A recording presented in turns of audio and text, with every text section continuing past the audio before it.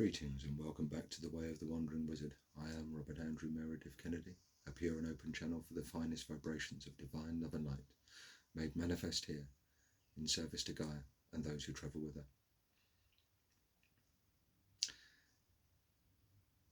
This little chapter I shall entitle Into the Light and Back Again. And this is a sharing of my story and my experiences on a road back in 2012, when after 45 minutes or so of rather epic level self-first aiding and a bit of assistance, quite literally the pain of the accident and the overload was just too much. And so I exited this glorious vehicle you see before you. As you can imagine, trying to describe events out of body is always going to be a little bit difficult. I'm trying to use words here to describe something that is so different and yet vaguely familiar from day-to-day existence. But I'll do my best. So, 1 minute laying there, pretty much battered and bruised, bleeding. And my last sort of really memory running into that event was a fireman who was starting to patch me up, pointing out that I'd lost a lot of blood. And then I suppose I'd relaxed slightly from that high tension. There was somebody there caring for me, and in that moment of relaxing, the pain just overloaded me. And from that spike of intense pain, everything changed. I can't say that I went up, I can't say that I went down, in, out. There was a movement. There was that classic, I don't know, those of you that have experienced it, the 1970s sort of anaesthetics. There's this rushing noise in your ears, sounds like the sea's coming in, and then used to be back in the room after an operation. In this case, I was, it's the wrong description, definitely in a space. To go from that amount of pain, the very first sensation was just the relief. All pain, physical pain stopped. And the most incredible sense of belonging, of being part of something, of being welcome, of being complete that I can ever experience. An absolute profound moment of just oneness, of being part of something, a fractional, tiny spark, but a part of something just, words can't describe it, but just the most incredible sense of peace, connection, unconditional love, of being valued for who I am. And then I opened my eyes. I became aware. And as cliched as this is going to sound, it really was light. It wasn't a hard light, it wasn't a soft light, it was a light that was coming from every source. It's the only possible analogy I can have is if you're a photographer, sticking your head inside a light tent where this diffused light is coming from somewhere, but it's lighting everything. And there was an intricate colour place. Just this iridescent pearlescence to the light. It sounds really cliche, but that was it. And now I have to make the great admittance. To my shame, I did not look down. I was aware of having a similar perception from my height now. I didn't look at my body. It was just the similar sort of experience as being in a body, apart from the fact obviously I wasn't lying on the road and I was able to walk, move. So, I'd be lying if I said that, this would come as a shock to me. There was a sense of familiarity. I'd lived a life. I'd obviously been through it. I was back in this space. I was expecting to be greeted, to find loved ones, something. Certainly wasn't expecting the pearly gates, but that was my beliefs. But still in this loving, nurturing presence that was just coming from everywhere. I started to move forward. I say walk, movement in a direction, until I started to feel a resistance. It was like you're trying to walk into something that's quite dense on the front, and on the back a real sense of being pulled back. Glancing back, I'd like to say that I saw the silver cord or whatever. Not at all. There was an awareness of my physical body and what it was going through. And I'll be honest, it was somewhere I didn't want to be. I really did not want to be in that. But I was still aware of it in the background. And then my attention focused on where I was. If I couldn't move forward, I couldn't move backwards. There's no point in shouting. Someone would come. And with that, there was a sense of presence. It really was this sort of almost movie-like cliche of a figure backlit, slowly coming into focus. It didn't look like my granny, but I was expecting that kind of an energy, a nurturing, we know what you've been through. I could feel it. I could certainly feel that lift and being held by something, someone, some things. Well, as this figure slowly resolved, and then from the light, what emerged was an old mate called Gary. I don't know who was more shocked. Well, he certainly wasn't. Whether that's my mind making sense. Gary was a biker mate. Strangely, he'd passed a few years before after a life of living as a Royal Marine and all that comes with it, and died of a heart attack. So he'd recently passed, so I suppose it made sense that he would be someone familiar. Well, after the initial bike hug, and believe me, it felt as real as a hug in day-to-day life. There was definitely a sense of presence, a feeling of something. That warm handshake. And I basically looked him in the eye and went, "The fuck is going on, mate?" To which you get the assurance of, well, you know where you are.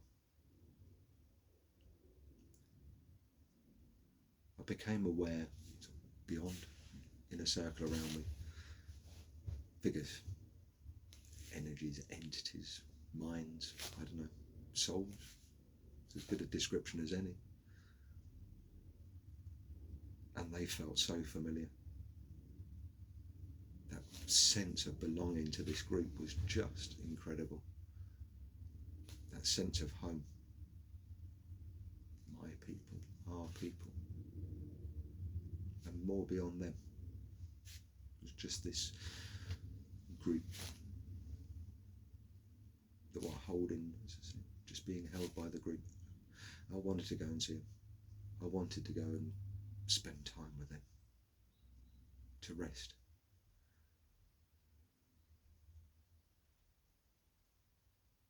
And almost did.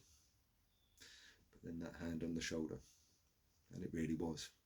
You go much further forward, much further there, then you're not getting back.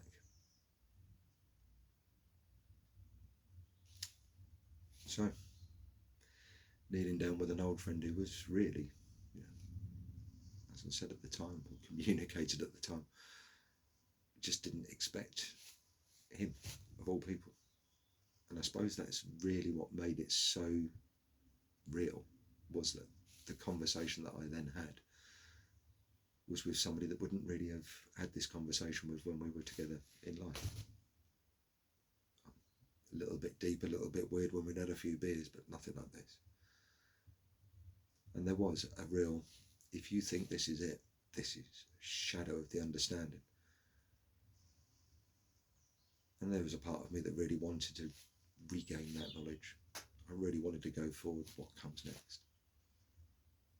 And I had commitments, contracts, an awareness, a love of life.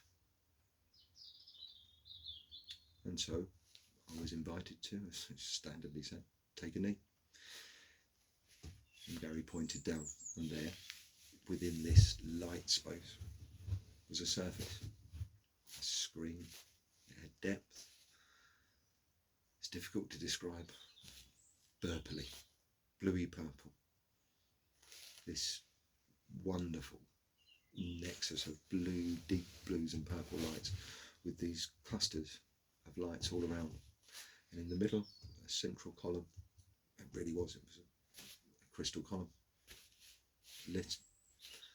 And these clusters all around it, like little galaxies, swirling in this surface. Oh, as beautiful as it was, you turn around to your mate. What the fuck is this? And in true Eamon Holmes tradition, well, Bob, this is your life. And there, laid out in some kind of visual representation, was pretty much me and my life. Touched, put my hand, connected to some of those clusters of light, work colleagues, Reiki students, friends, distant friends. Some of the just chance interactions with people that just don't even remember in day-to-day life. And just the effects that those interactions that we have as humans with each other have on each other. It was an incredible thing to be shown, to experience. The more that I started to look at the patterns around that central column of light, the me in the middle, the point of observation, if you like, the more I become aware of this complex weave that we all play out as we live our lives. And I became very aware of lives. What was initially a flat surface just gained depth until it really was this cone of experience with a plateau on top. And the interactions, particularly of my family and my immediate friends, of these complexities, tangles, knots, sins, was the word that came to mind for me. And by sin, I really mean sin in the truest sense of that of the archer, of aiming points that have been missed, lives that I was aware of that I could have done better, and the old guilts that came with them, which sort of explained a bit of a pattern of some of my life, a life of service. And all of a sudden, my life made sense. It had purpose within itself. Having been presented that, I then had this moment, not quite seeing the future, but certainly seeing the potential of what it would be to be if I made it back in. What was possible. What the challenges that I would be living through would be bringing up. No, I certainly didn't get it blow by blow. I certainly didn't realise, well, I'd like to say that if I'd realised quite what I'd lived through for the next 9 years along with my family, would I have signed back up for it? Yeah, of course I would have. I clearly did. But to see your light drop from the world, and those chances, opportunities, experiences that I've now had not be possible, was just too much. It was an easy choice. At that point we have to stand there in front of whatever and admit that you're an addict. And I'm utterly addicted to life. Utterly addicted to the love of the folk around me. And there was no way that I was missing out on that experience, certainly not with whatever we've been through, going through.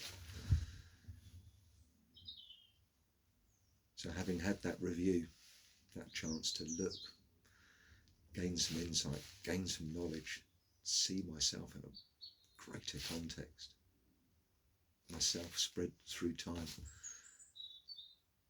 I became aware that the figure within the group that I most wanted to connect with was probably part of me.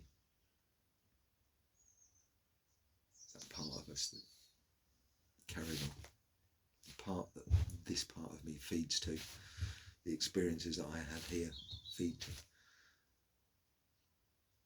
And we've all got one. I just had the chance, I don't know, previous experience, be mad enough to sign up for it, to have almost met that part of me. And it gave me purpose. It gave me a sense of strength that no matter what this would throw at me, I'd be able to deal with it. And so with a standard cry of, okay, I'm going back in, but all this shit has to get sorted out, and you have to keep the fucking door open just in case this is all too much. I looked Gary in the eye. So how do we do this? And he pushed the light in the middle, and the whole table flipped over. And what before I was looking down into, I was now hanging under, and I basically free falled back into my body. It's a heady trip. I haven't got words to describe it. It was bright, exciting, intense, until literally careening through life and experience. I arrived back, hovering, I suppose, above the scene of my accident. There was my body, wasn't really a thing, wasn't functioning. Well, it was functioning. I could see it for what it was, and there was still that moment of hesitation, and then a moment of clarity, where that, what do you call it, higher perception, that overview of life from where I'd been, and the experience of where I was heading, came together. And I was back in the room, so to speak. I opened my eyes, coming to in this world that we all share, this reality we share, with a big fireman up in my clavicle, and insisting that I hung on in there and stayed with him. I could hear in the background was that the medic was incoming.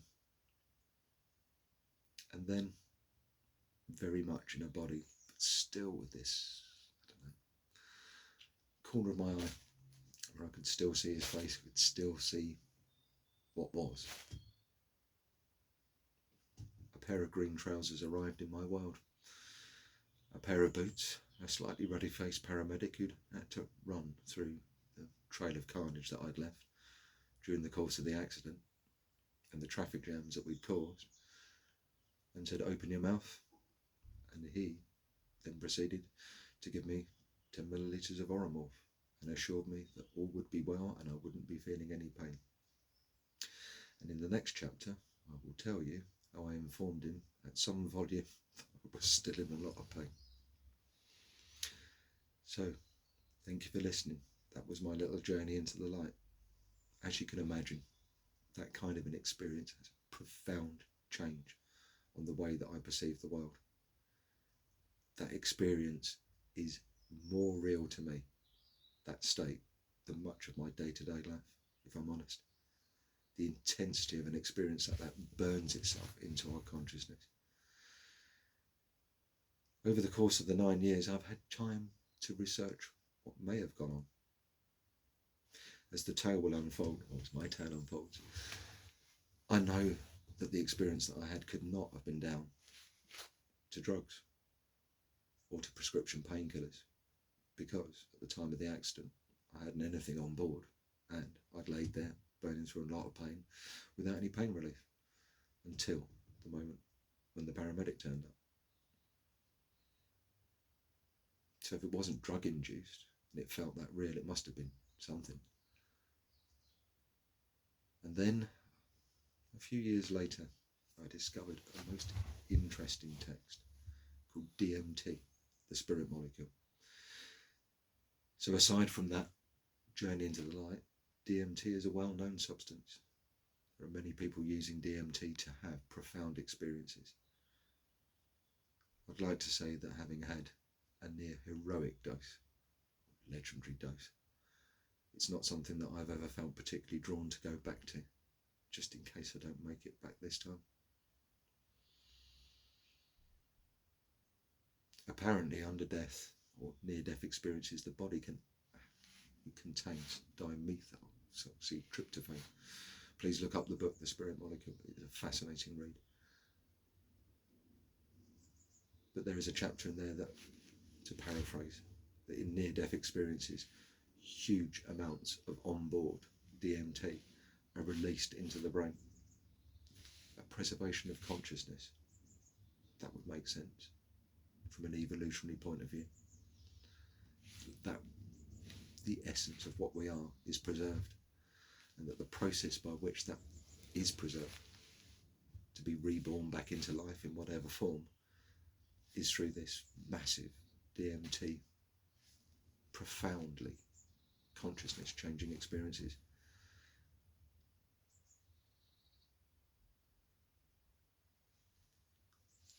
It's certainly given me that perspective that from time in meditation I still manage to achieve some level of external observation.